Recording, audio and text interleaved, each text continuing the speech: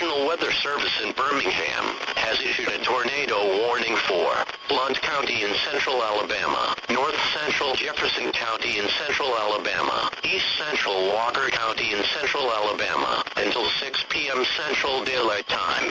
At 4:51 p.m. Central Daylight Time, storm spotters and the National Weather Service were tracking a large and extremely dangerous tornado near Cordova. Doppler radar showed this tornado moving northeast at 60 miles per hour. This is a tornado emergency for eastern Walker County. Take cover now.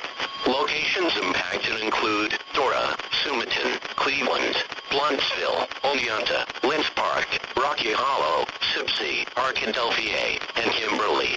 This includes Interstate 65 exit numbers 280 through 282, US 78 exit numbers 65 through 72. To repeat, a large, extremely dangerous and potentially deadly tornado is on the ground.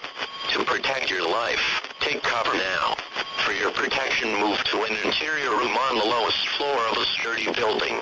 To report severe weather, call 1-800-856-0758. Repeating, a tornado warning has been issued until 6 p.m. Central Daylight Time for the following counties in Alabama: Blount, Jefferson, and Walker.